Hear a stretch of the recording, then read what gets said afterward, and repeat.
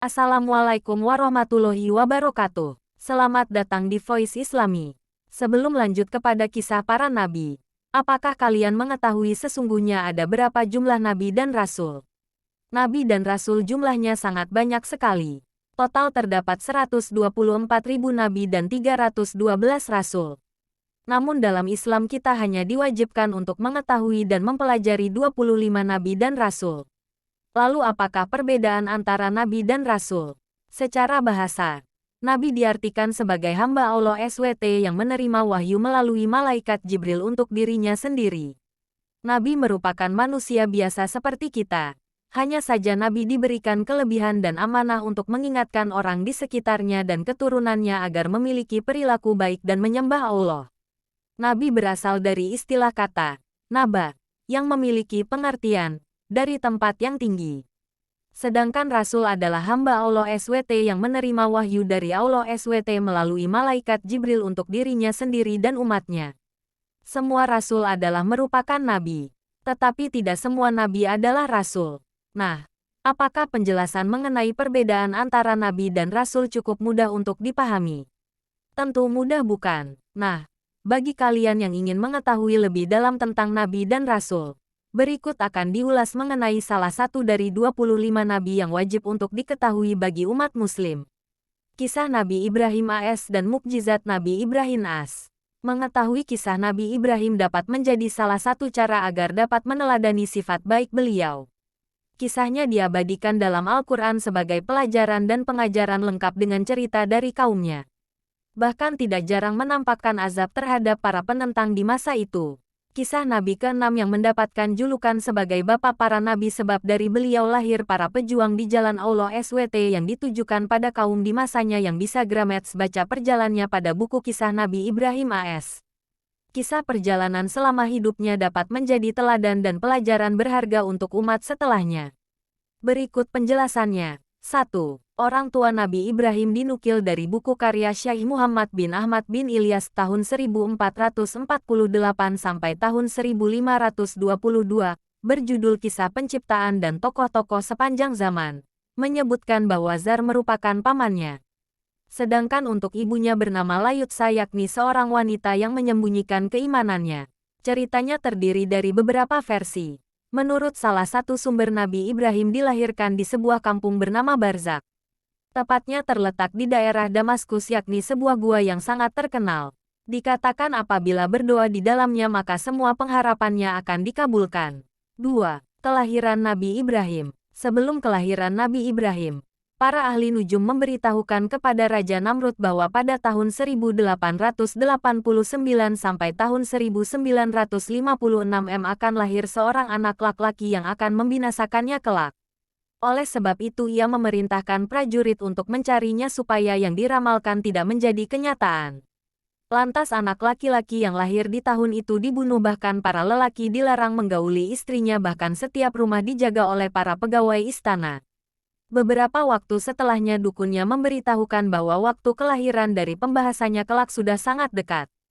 3. Keanehan saat kelahirannya. Ketika masa melahirkan sudah dekat, Ibu Ibrahim masuk ke dalam gua agar tidak diketahui oleh pengawal kerajaan agar anak yang dikandungnya selamat. Wajah mungilnya saat itu memancarkan cahaya tepat pada keningnya. Saat itulah terjadi berbagai keanehan di wilayah tersebut. Berhala yang mulanya kokoh berdiri, tiba-tiba berjatuhan. Balkon gedung Namrud ambruk, dan mahkota jatuh dari kepalanya. Selanjutnya Ibu Ibrahim menutup pintu gua untuk melindunginya supaya tidak sampai ditemukan oleh orang-orang yang berniat jahat. 4. Kehidupan Nabi Ibrahim setelah dilahirkan.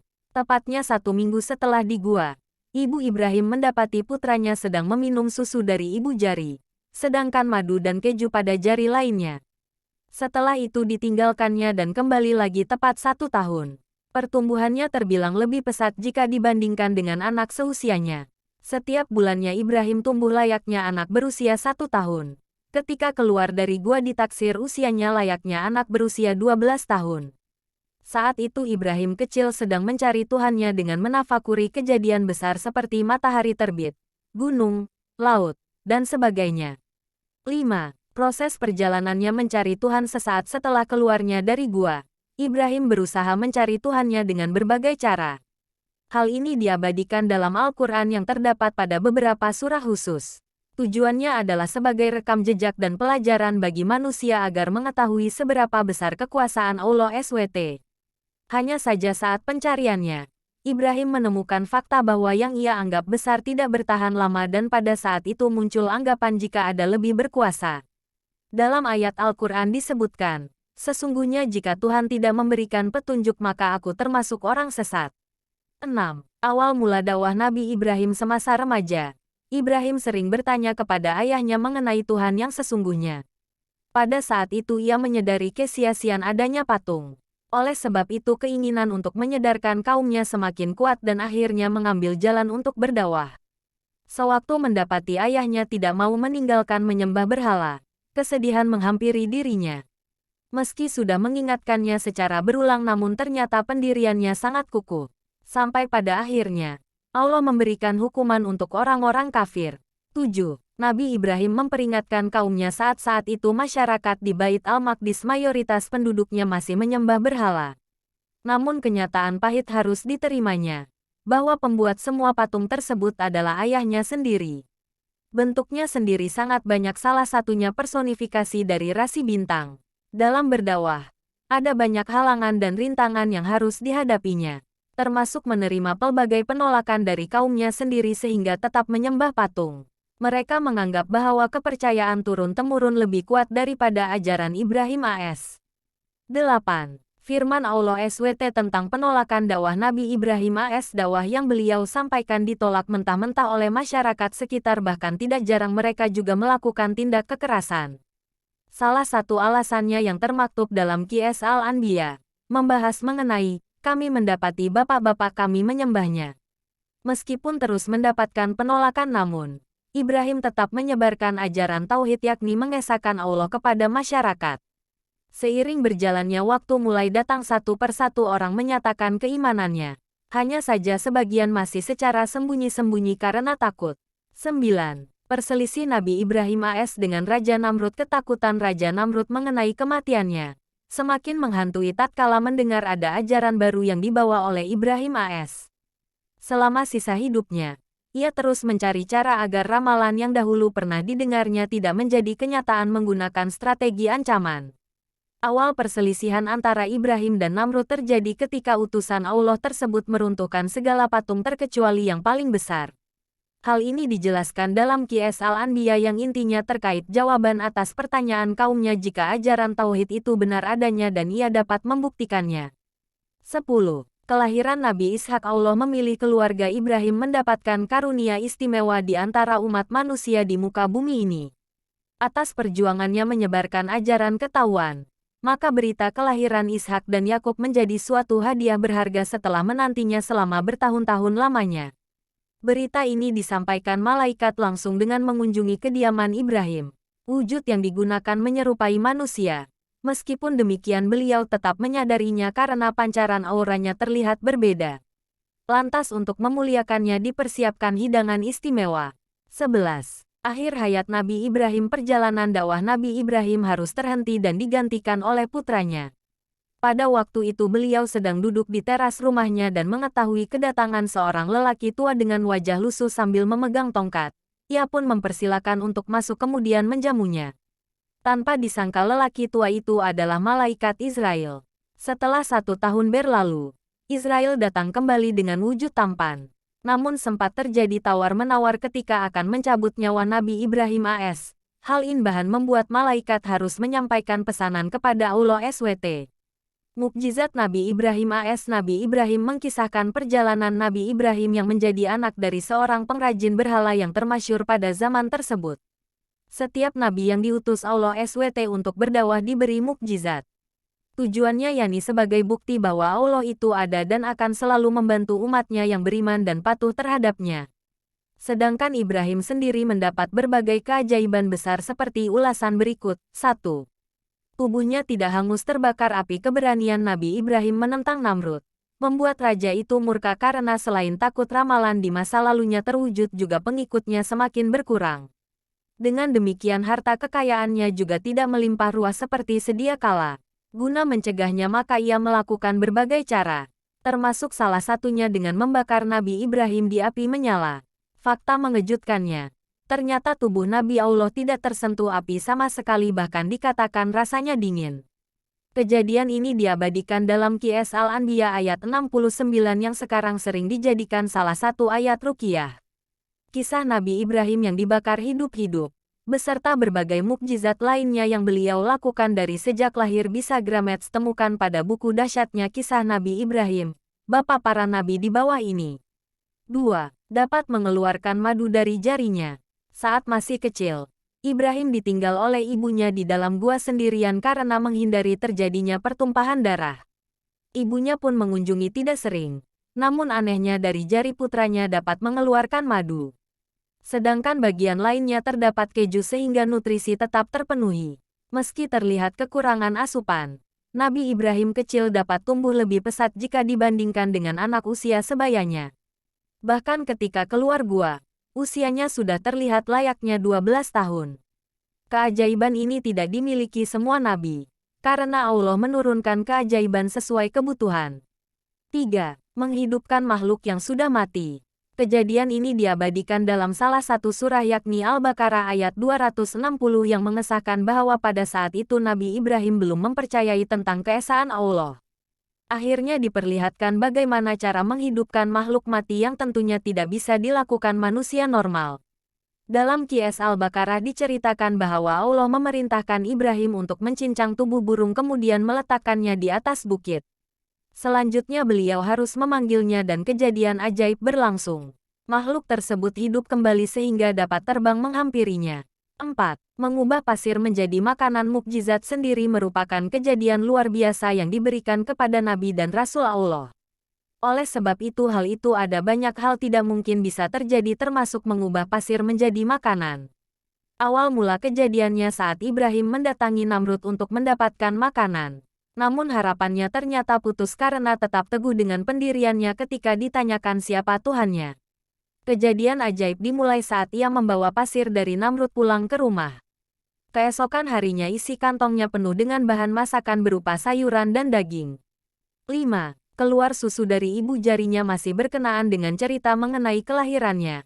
Meski tinggal di gua sendirian yang sepi dan jauh dari kampung namun ternyata Allah melindunginya. Pada saat ibunya menjenguk, ternyata Ibrahim kecil sedang menghisap susu dari ibu jarinya sehingga kebutuhan makanannya terpenuhi. Anehnya lagi, bagian wajahnya terlihat bercahaya tepatnya di kening. Saat itulah, ibunya mulai berpikir betapa spesial putranya. Kemuliaan yang Allah berikan tentu khusus untuk hambanya yang nantinya akan menyebar luaskan dinul haq dan ajaran mengenai keesaan. 6. Orang pertama yang membangun Ka'bah salah satu keajaiban dunia yang terdapat di Makkah yaitu Ka'bah sampai saat ini masih ramai dikunjungi oleh umat muslim di seluruh dunia. Pembangunan pertamanya terjadi pada masa Nabi Ibrahim. Prosesnya mendapatkan bimbingan langsung dari Allah SWT dengan desain menakjubkan. Pada awalnya, Allah memerintahkan untuk membangunkan rumah untuknya. Kemudian mengutus awan menanyakan kepada Ibrahim apakah tugasnya sudah dilaksanakan. Setelah mendapatkan jawaban, Allah segera mendatangkan pondasi. Lalu beliau serta putranya meninggikan bangunan tersebut. Kisah menarik disyariatkan berkurban untuk umat Islam. Hubungan pernikahan antara Nabi Ibrahim dan Siti Hajar membuat hatinya bersedih karena belum dikaruniai keturunan. Namun beliau tidak berpangku tangan dan terus berdoa kepada Allah SWT. Sampai akhirnya dikaruniakan Ismail. Namun ada fakta mengejutkan yang akan dibahas berikut ini. 1. Ismail dan ibunya pindah ke Mekah atas perintah Allah SWT. Selang beberapa waktu setelah kelahiran Ismail, Allah SWT memerintahkan Ibrahim untuk memindahkan istri dan putranya ke kota Makkah. Ternyata terdapat rahasia di baliknya yakni, tempat tujuannya adalah lokasi di mana Ka'bah nantinya akan berdiri kokoh. Dahulu kota Makkah merupakan sebuah wilayah dengan panas yang terik dan tanah tandus. Hanya saja kenyataan pahit harus diterimanya bahwa beliau harus ditinggalkan bersama putranya oleh Ibrahim. Keyakinan kepada Allah SWT yang membuat mereka dapat bertahan dan memenuhi segala perintahnya. 2. Siti Hajar tidak bisa menyusui Ismail saat datang perintah untuk tinggal di kota maka akhirnya Ismail dan ibunya diantarkan ke sebuah tempat yang tandus. Sampai pada akhirnya kehabisan persediaan. Siti Hajar kebingungan karena tidak bisa menyusui putranya sehingga membuatnya kebingungan. Sampai pada akhirnya Hajar berlari kecil dari Bukit Safa ke Marwah sampai 7 kali. Namun ada sebuah keajaiban terjadi tepatnya pada bekas hentakan kaki Ismail keluar air. Sebab munculnya secara mendadak dan memancar akhirnya dinamakan Zam-Zam. 3. Ismail tumbuh besar setelah melalui perjalanan panjang dan melewati berbagai ujian bersama kedua orang tuanya. Ismail tumbuh menjadi sosok pemuda yang begitu religius. Ketakwaannya bahkan membuatnya tidak goyah meski berbagai godaan menghampirinya silih berganti untuk mempersiapkan sebagai penerus ayahnya. Saat itulah muncul perintah yang menguji keimanan keluarga Ibrahim, yakni tiba waktunya datang perintah untuk menyembelih putranya sendiri. Meski awalnya tidak yakin, namamu anak dan istrinya mendukung keputusannya untuk mematuhi Allah SWT apapun hasil akhir nantinya. 4. Mimpi Nabi Ibrahim sampai perintah menyembelih Ismail pada suatu waktu. Turun perintah untuk menyembelih putranya yang sudah didambakan sejak lama. Namun Ibrahim masih ragu apakah mimpinya turun langsung dari Allah SWT atau tipu daya setan semata. Namun ternyata mimpi tersebut tidak datang satu kali melainkan lebih dari itu. Akhirnya Nabi Ibrahim menyampaikan kepada istrinya dan setan memengaruhi untuk membuat bimbang keduanya. Saat Ismail mendengarnya, seketika langsung menyanggupinya dan meyakinkan ayahnya untuk menjalankan perintah dari Allah sebab percaya bahwa Allah ingin yang terbaik. 5. Pelaksanaan penyembelihan Ismail setelah melakukan berbagai pertimbangan. Pada akhirnya keputusan bulat yang harus diambil adalah menyembelih putra kesayangannya yang telah dinantikan sejak lama. Salah satu tujuannya adalah Allah ingin menguji seberapa kecintaan Ibrahim terhadapnya setelah datangnya buah hati. Meski awalnya timbul keraguan dan ditambah dengan bisikan setan yang diusir dengan melemparinya bebatuan, akhirnya orang tua Ismail menyerahkan segalanya kepada Allah SWT. Saat itulah kejadian mengejutkan dimulai sebagai balasan atas ketaatannya memenuhi segala anjuran. 6. Ismail diganti domba. Perintah penyembelihan ini memang terkesan sangat tragis. Namun Allah SWT menyimpan rahasia besar di baliknya. Sebelum melakukan prosesnya, Ibrahim terlebih dahulu menajamkan pisaunya supaya putranya tidak kesakitan saat disembelih. Pada saat pisau dihunuskan tepat di leher Ismail, tiba-tiba tubuhnya oleh Allah digantikan domba gemuk. Hal ini diabadikan di Qiyas As-Safat ayat 103-105 sebagai bukti ketaatan Ibrahim dan keluarganya serta sebagai dalil disyariatkannya kurban untuk umat Islam pada bulan Zulhijjah. Demikian penjelasan mengenai kisah Nabi Ibrahim yang bisa menjadi suri teladan yang baik untuk para umat Islam jika mahu mentafakurinya. Bukti-buktinya sudah terekam jelas di dalam Al-Quran pada surah-surah tertentu. Apabila ingin mengetahuinya silakan baca terjemahan atau langsung tafsirnya. Wallahu a'lam bishawab.